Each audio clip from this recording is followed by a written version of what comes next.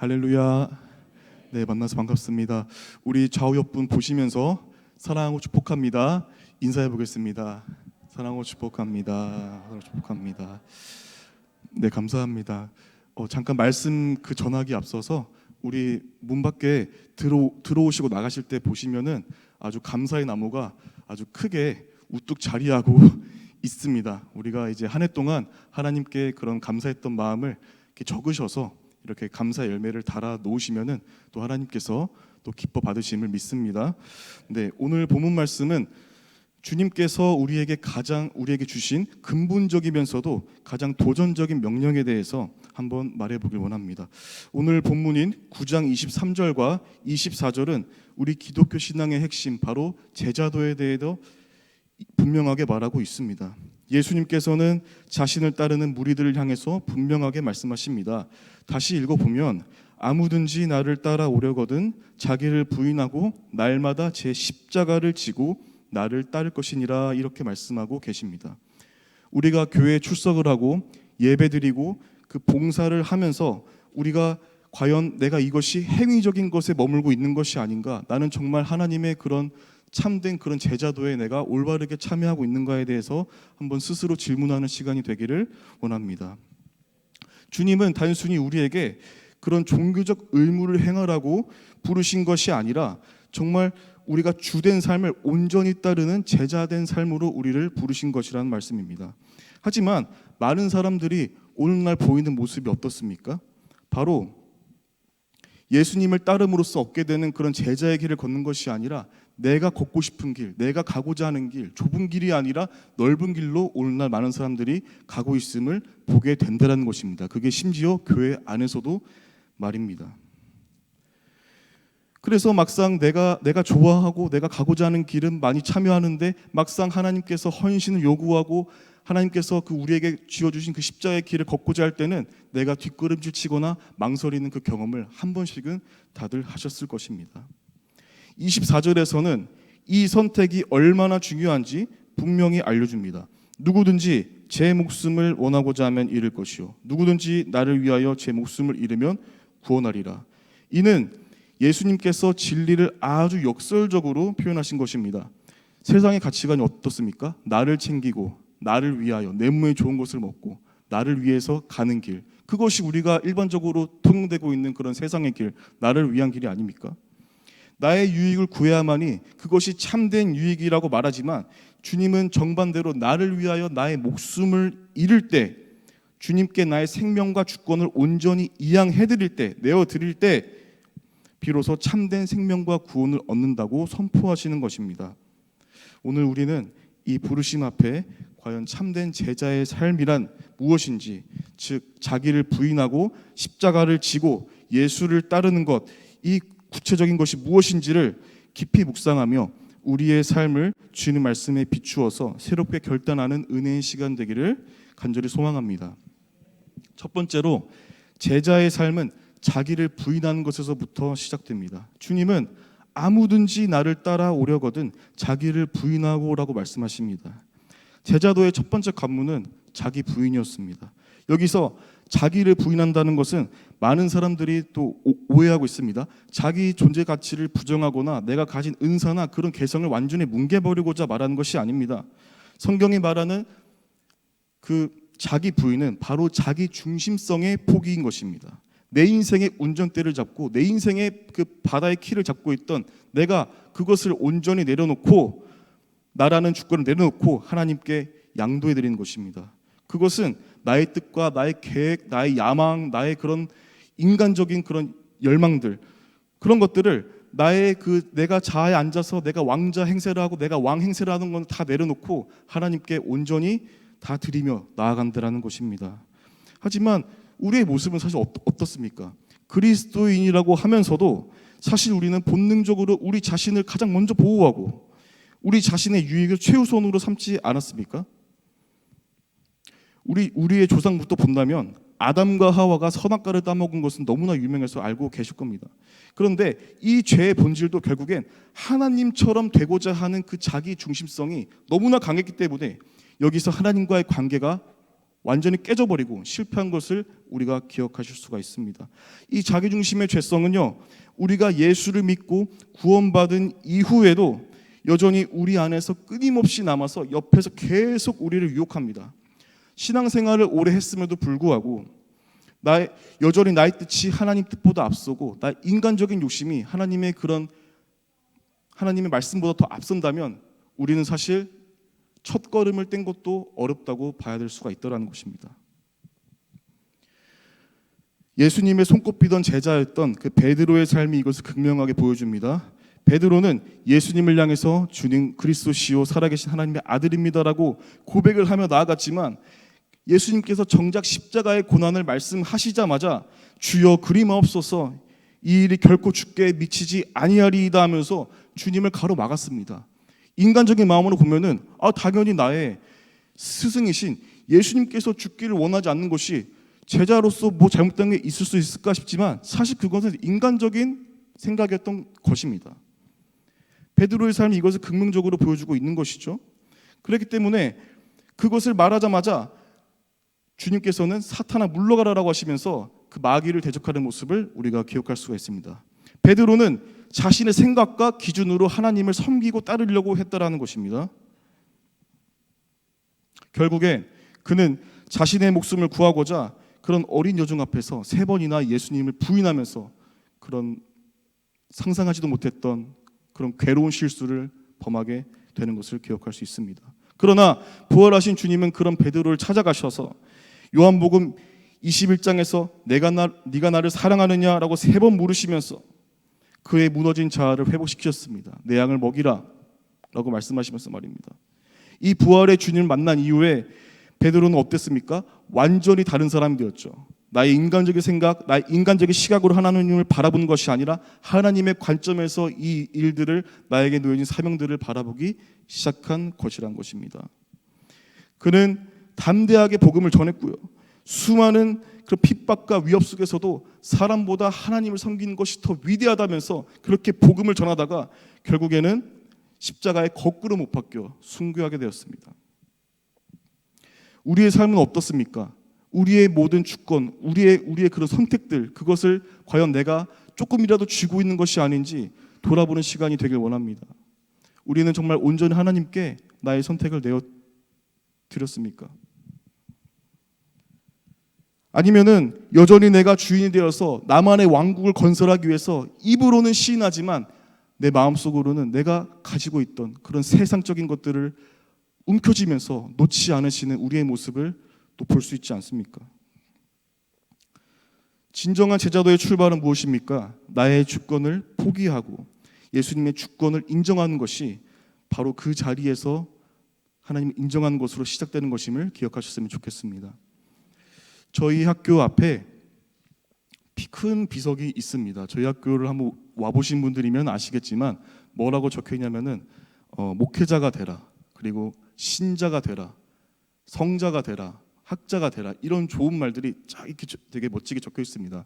그런데 제가 이제 학교를 다니면서 되게 다양한 전도사님들을 많이 봤지만 생각보다 제가 생각했던 것과는 좀 현실이 많이 달랐습니다. 정말 내가 신학교에 간다면은 정말 하나님 앞에서 신실하고 완전 하나님 앞에서 나의 그런 자아, 나의 주권 모든 것을 양도해드리고 그렇게 걸어오시는 분들이 다른 아니겠지만 아주 많으실 줄 알았습니다. 그런데 제가 와서 만난 학생들의 모습은요, 제가 말씀드리기는 부끄럽지만 교수와 맞먹으려고 하는 학생들도 있었고요. 그리고 모든 말에 비아냥거리면서 날이 서 있는 사람, 말을 항상 심하게 하는 사람들이 항상 있었고요. 그리고 내 마음대로 안 된다고 항의하다가 싸움이 나서 그 싸움을 말리는 광경까지 저는 참 되게 여러 장면들을 목격해왔던 것 같습니다. 그래서 제가 생각을 해보았습니다. 목회자가 되라, 신자가 되라, 성자가 되라, 학자가 되라, 너무나 중요하고 좋은 말입니다. 그런데 그 전에 앞서서 나는 사람이 되었는가라는 것입니다. 그러니까 나는 사람이 된 후에 그것이 그 다음 이제 후행되어져야 되는데 무엇이 앞에 있는 건지 저는 헷갈리기 시작했습니다. 이것도 결국엔 자기 중심성의 포기와도 가깝다고 생각합니다. 나의 생각이 너무나 강하고 나의 자아가 너무나 강한데 내가 어떻게 사명자로서 이 일들을 감당할 수 있을까라는 생각을 저는 학교 다니면서 여러 번 생각했던 적이 꽤 많습니다. 물론 저도 많이 부족하고 아직 성숙해야 될 것이 더 많습니다만, 그런 또 하나님께서 저에게 생각해 볼 거리를 저한테 허락하셨습니다. 우리는 자기 부인이 필수적으로 동반되지 않으면 우리는 이 십자가의 길, 이 십자가로서의 그 제자들의 삶을 걸어갈 수 없음을 우리는 인정해야 될 것을 믿습니다. 둘째로 무엇입니까? 제자의 삶은 날마다 십자가를 지는 것입니다. 주님은 자기를 부인한 후에 날마다 십자가를 지고 오라고 말씀하십니다. 십자가는 단순히 고통이나 어려움만을 의미하는 것이 아니에요. 초기 유대 사회에서 이 십자가는 인류 역사상 가장 심한 형벌로 기록되었습니다. 오죽했으면 십자가 하면 바로 따라오는 키워드가 죽음일까요? 십자가에 달리는 그 순간 죽는다는 겁니다. 살아남을 수가 없다는 것입니다. 온몸의 피와 수분을 며칠에 걸쳐서 바싹 빼버리는데 누가 살아남을 수가 있겠습니까? 그런데 주님은 우리에게 십자가를 날마다 지라고 명령하십니다. 이것은 제자의 삶이 일회성 결단이나 특별한 종교적 체험으로 끝나는 것이 아님을 분명히 하고 있습니다. 제자도는 매일의 삶 속에서 내가 지속적으로 헌신하는 것이고 매일 순간마다 나의 자아를 십자가에 못 박는 그런 영적인 싸움이라는 것입니다. 제가 찾아본 그 한 부분을 한번 읽어드리겠습니다. 바로 십자가를 진다는 이 표현은요, 단순히 고난을 인내하는 수동적인 태도를 넘는다, 자신의 모든 것을 하나님께 기꺼이 드리는 능동적인 자기 희생과 절대적인 순종의 행위라고 할 수 있다라고 말입니다. 그것은 하나님께서 내게 허락하신 그 삶의 자리, 그것이 때로는 고통스럽고 괴롭고 나랑 맞지 않는 것처럼 느껴져도 그것을 피하지 않고 하나님의 뜻으로 받들며 순종하는 것이란 말입니다. 자신의 모든 것을 하나님께 기꺼이 내어드리면서 그것을 피하지 않고 그 순종의 자리로 나아가 됨을 믿습니다. 주님은 남의 십자가나 내가 원하는 십자가를 내가 만들어서 지는 것을 말씀하신 것이 아니라 제 십자가, 그러니까 즉 하나님께서 각자에게 허락하신 고유의 삶의 무게와 사명을 감당하라고 말씀하십니다. 어떤 이에게는 그것이 견디기 힘든 질병일 수도 있고요, 어떤 이에게는 내가 다니는 그 직장 속에서 믿지 않는 사람들이 너무나 많은데 그 중에 내가 몇 명을 교회로 데리고 오라는 하나님께서 주신 그 십자가의 사명일 수도 있고요, 어떤 이는 저처럼 제가 복음을 앞에서 전해야 되는 그런 사명의 십자가를 저에게 담당해 주신 걸 수도 있습니다. 그런데 가장 중요한 것은 내가 이것을 원망과 불평으로 지는 것이 아니라 내가 기꺼이 날마다 지는 것이란 것입니다. 한번 사도 바울을 한번 예로 들어보면요, 바울은 날마다 죽는 삶의 그런 모습을 몸소 보여주었습니다. 그는 고린도전서 15장 31절에서 나는 날마다 죽노라라고 담대하게 선포하는데요, 한번 같이 읽어보도록 하겠습니다. 시작. 형제들아, 내가 그리스도 예수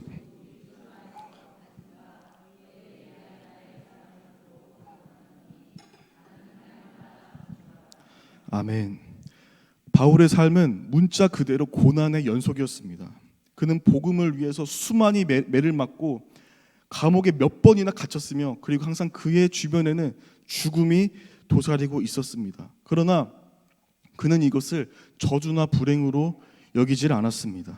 갈라디아서 2장 20절 말씀을 제가 읽어드리겠습니다. 내가 그리스도와 함께 십자가에 못 박혔나니 그런즉 이제는 내가 사는 것이 아니요 오직 내 안에 그리스도께서 사시는 것이라. 이제 내가 육체 가운데 사는 것은 나를 사랑하사 나를 위하여 자기 자신을 버리신 하나님의 아들을 믿는 믿음 안에서 사는 것이라. 아멘. 이렇게 바울은 고백합니다. 이것이 날마다 십자가를 지는 삶의 본질이라는 것입니다. 나의 정욕과 욕심, 나의 교만과 혈기, 나의 욕망, 인간적인 욕망 등 그런 것들을 십자가에 못 박고 내 안에 사시는 그리스도께서 나를 통해 일하시도록 나를 내어드리는 과정이라는 것입니다. 우리는 신앙생활을 한다면은 종종 환상이 생깁니다. 환상. 어떤 환상이냐면 영광스러운 길, 물론 맞죠. 그리고 꽃길처럼 생각합니다. 내가 예수를 믿기 시작하면, 예수님 믿기 시작하면 그 즉시 내 앞에 꽃길이 열릴 거야. 만사 형통할 거야. 물론 맞는 말입니다. 주님 우리에게 평안과 복을 주시는 분이 맞습니다. 그러나 주님이 약속하신 그 길의 본질은 무엇입니까? 희생의 길이고 십자가의 길인 것입니다. 오늘 나의 일상 속에서 내가 져야 될 십자가는 무엇이었는지 돌아보길 원합니다. 가정에서, 직장에서, 교회, 공동체, 학교에서 내가 감당해야 될 희생과 섬김의 몫이 무엇이었습니까? 나는 그것을 오늘 하루 잘 감당하셨는지 돌아보길 원합니다. 나의 그런 편안함과 이기심을 살리면서 그 길을 걸어간다면 사실 그것은 참된 순종이라고 볼 수가 없습니다. 우리는 결코 주님의 참된 제자라 불리기가 어려울 것입니다. 제가 추석에 대전에 내려갔다 왔습니다. 제가 1년에 한 번씩은 만나는 친구가 2명 있는데요. 그 친구들을 만나면서 원래는 1년에 한 번씩 만나다가 오랜만에 한 3년, 4년 만에 만났습니다. 그런데 한 번도 어색하지 않더라고요. 그런데 그 이야기 속에서 이런 말들이 오갔습니다. 제가 신학을 한다고 처음 선포했을 때 그 저를 오랫동안 봐왔던 친구들의 눈빛과 그런 말들은 굉장히 어땠을까요? 아, 우리 신국이 당연히 신학할 줄 알았어. 그랬을까요? 네, 지금은 이제 그렇게 보이실 수도 있겠습니다만 그 당시에는 저는 그 친구들에 비해 비교적 되게 자유롭고 되게 자유로운 영혼이었습니다. 그래서 제가 신학을 한다고 처음 딱 선언했었을 때 네가? 이렇게 말이 오는 것을 저는 기억합니다.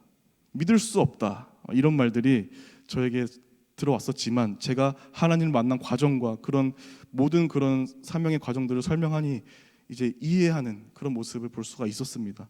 그렇기 때문에 저는 이 길을 걸어오면서 사실 저의 의지가 거의 없다시피 했고 오로지 하나님의 그런 주권만을 따라서 이 길에 지금 걸어가고 있습니다.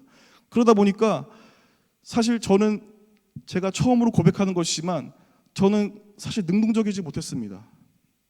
왜냐하면 하나님께서 나를 인도하시는 건 맞는데 제가 그것을 기쁨으로 걸어가지 못했기 때문입니다. 하나님께서 저에게 굉장히 작은 십자가를 먼저 주셨는데 이것을 한번 지고 걸어가 보지 않을래? 하면서 저한테 이 십자가를 작은 것 하나 맡기셨는데 저는 그 십자가를 들고 찡찡거리고 있었습니다. 그 작은 십자가 하나도 등에 들기 힘들어서 짊어가기 힘들어서 저는 원망과 불평을 했던 저의 지난 날들을 기억하고 있습니다. 그러다 어느 순간 제가 정말 학교에서도 그렇고 정말 학교에서 봤을 때 그런 사명자의 모습들이 나의 이상과 빗나가는 것을 보게 되면서 저에게 많은 시험거리가 찾아오기 시작했습니다. 저 스스로도 깨끗하지 못하지만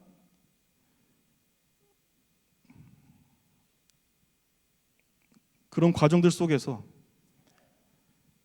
내가 나에게 맡겨진 하나님께서 저에게 맡기신 그 작은 십자가 하나를 들고 가는 것조차 버거웠습니다. 그런데 내가 이제 이것을 감사로 나아가는 것은 하나님께서 나를 이 자리에 부르셨고 그리고 내가 시험당하고 내가 괴롭고 내가 환난 중에 그런 골짜기에 있을지라도 내가 하나님께 결국엔 찬양하면서 기도하며 나아갔기 때문에 하나님은 저의 그런 모든 슬픔을 치유하셨고 오늘도 저를 이 말씀에 이런 말씀의 단 앞에 세우신 것입니다. 진정한 제자의 삶은 궁극적으로 예수를 따르는 것입니다. 주님은 자기 부인과 십자가를 지는 것이 이 모든 과정의 끝에서 나를 따를 것이라는 것을 분명히 하십니다. 자기를 부인하고 십자가를 지는 것은 그 자체가 목적이 아닙니다. 그것은 주님을 따르기 위한 필수적인 전제 조건입니다. 자기 부인과 고난의 감수가 주님을 따르는 일로 이어지지 않는다면 그것은 금욕주의나 고행에 다를 바가 없음을 기억하셨으면 좋겠습니다. 주님은 우리에게 고난 자체를 즐기라고 하신 것이 아니라 나를 따르라고 말하셨습니다. 여기서 따르다라고 번역된 헬라어 아콜루세오는 바로 매우 깊은 의미를 담고 있습니다. 이것은 단순히 누군가의 뒤를 물리적으로 쫓아가는 행위를 떠나서 내가 그 예수의 삶, 예수의 길을 그 발자국 하나까지 따라가겠다고 하는 그런 고백이 담겨져 있다는 것입니다. 제자는 스승의 발자취를 그대로 따라가는 것이 바로 제자도의 삶입니다. 우리는 그 발자취를 올바르게 따라갔는지 돌아보셔야 될 것을 믿습니다. 그 십자가의 길에 기꺼이 동참해야 되는 것입니다. 예수님은 섬김을 받으러 온 것이 아니라 내가 섬기러 왔다라고 말씀하셨습니다. 우리는 그 섬김과 희생의 길을 우리가 기쁨으로 걸어가야 될 줄을 믿습니다. 이제 말씀을 맺도록 하겠습니다. 오늘 우리는 누가복음 9장 23절과 24절 말씀을 통해서 날마다 십자가를 지는 제자의 삶이 무엇인지를 알아보았습니다. 예수님께서는 자신을 따르려는 모든 사람에게 세 가지를 분명하게 요구하셨습니다. 첫 번째로는 자기를 부인하라입니다. 이는 내 삶의 주권을 주님께 내어드리는 것을 말합니다. 그리고 두 번째로는 날마다 십자가를 지라고 하셨습니다. 이는 일상 속에서 나의 삶을 기꺼이 하나님께 매일매일 순종으로 나아가는 것을 의미합니다. 세 번째로는 나를 십자가를 지고 나를 따르라라고 말하신 것입니다. 이는 나의 길을 버리고 예수의 길을 선택하면서 주님과 온전히 동행하는 것을 말한다는 것입니다. 이 세 가지는 절대로 분리될 수 없는 제자도의 핵심이며 이 길을 걸을 때 우리는 때로는 괴롭고 우리가 때로는 지친 것에 가깝지만 하나님께서 우리에게 복되신 길을 우리에게 허락하시는 것을 기억하셨으면 좋겠습니다. 우리는 이 말씀을 듣고 매일매일 도전하며 나아가야 될 줄 믿습니다. 나는 매일 누구의 뜻을 따르고 있는지, 내가 십자가의 도를 따르는 것이 아니라 내가 가고자 하는 길을 걷고 있지는 않았는지 그 실상을 돌아보셨으면 좋겠습니다. 그렇게 우리가 매 순간 선택지마다 나에게 주어진 십자가를 기꺼이 기쁨으로 지며 주님의 발자취를 따르는 결단하는 우리 평택중앙교회 성도님들 되시기를 권면드립니다. 20세기 순교자인 보네퍼는 이렇게 말했습니다. 그리스도를 따르는 자는 처음부터 죽을 각오를 해야 된다라고 말했습니다. 이 말씀처럼 값싼 은혜가 아니라 우리가 참된 제자도로 우리를 부르신 주님의 음성에 온전히 응답하며 날마다 우리 자신을 십자가에 못 박고 오직 주님만을 따라가며 그 주님의 기쁘신 삶의 자리 가운데로 나아가시는 평택중앙교회 성도님들 되시기를 주님의 이름으로 권면드리겠습니다. 네, 우리 찬송가 337장 같이 부르시겠습니다.